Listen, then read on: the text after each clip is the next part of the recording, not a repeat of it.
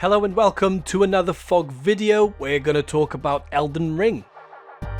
There's no doubt this game is adored by gamers worldwide. Well, let's just say most gamers. But the question is Elden Ring the greatest game of our times, of our generation, of all time even? I'll be honest, I had never played a Soulsborne game. Well, that's not entirely true. I played Bloodborne for a short while, but I just couldn't get into it. I just couldn't wrap my head around the concept. The difficulty was ramped up, there was no indication of where to go and what to do. It was really confusing to me. And in fairness, I probably didn't give it enough time, but nonetheless, because I'd never played a Souls game, nothing really made much sense, so I gave up and I went back to the old traditional games like COD and Fortnite and Destiny and Super Mario.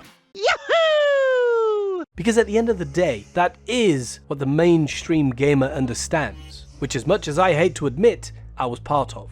I still am, really. But at the end of the day, casual gamers don't really tend to stray too far from mainstream games. But the thing is, these mainstream or so-called casual gamers actually make up a massive majority of the gaming market. I don't know the exact numbers, but if I was to do my own small case study and apply some quick maths, I can count 12 immediate friends and family that are into gaming and tend to play every day. And I'm not including myself in that, by the way. 3 of those friends are what we would class as more hardcore, but only one is truly a hardcore elite gamer, who is someone that will pour hundreds if not thousands of hours into many different games, including non-mainstream. Yes, I am talking about you, Paul. But anyway, that is a 1 in 4 ratio of gamers that are hardcore. Please do remember, this is a small study. Of course, results would vary potentially drastically depending on location, age, gender, etc. Now, current statistics indicate that by 2023, there will be a total of 3 billion humans that play video games, but only 1 in 4 are hardcore based on my data, which basically means around 750 million of a total of 3 billion are hardcore gamers. Again, small study. I'd say it's probably more like 1 billion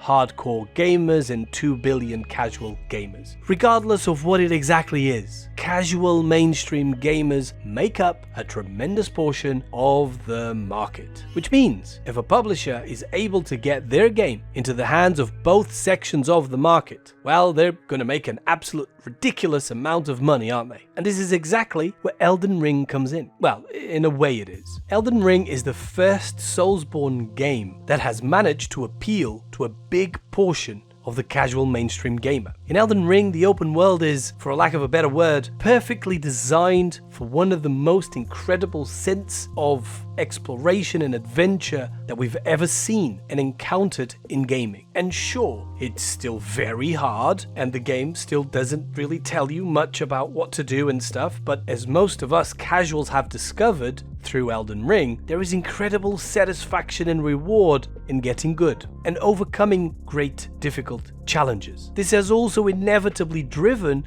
a huge amount of players to actually go and try out other Souls games like Sekiro and Dark Souls. I mean, it's truly an awesome achievement for From Software. They're the publishers, by the way. They've managed to create one of the best games ever that breaks away from the standard mainstream games and gives a huge number of players a whole new experience when it comes to gaming. And I know a lot of the die-hard Souls players aren't all that happy with this, as they continue to be what one can only describe as complete dicks when a casual player asks for help, but this is kind of expected, as these players no longer feel unique and special for being good at a game that is only played by a small portion of the gaming community. Now all of us are playing it too, and that takes away their specialness. A lot of them are actually criticizing the game and the developers because Elden Ring is too easy for them, but I still think that's just an excuse. In any case, Elden Ring is truly phenomenal. It'll likely be Game of the Year, as I just don't see anything else come even close to it. Maybe God of War Ragnarok, but I still think Elden Ring's probably gonna win. If you haven't played Elden Ring, then I have no idea what you're doing. I absolutely recommend it 100%. It's an incredible game. Everything about it is just pure excellence. And that's it from me. Comment below, let me know what you think. Thank you for watching, and I'll see you next time. Goodbye.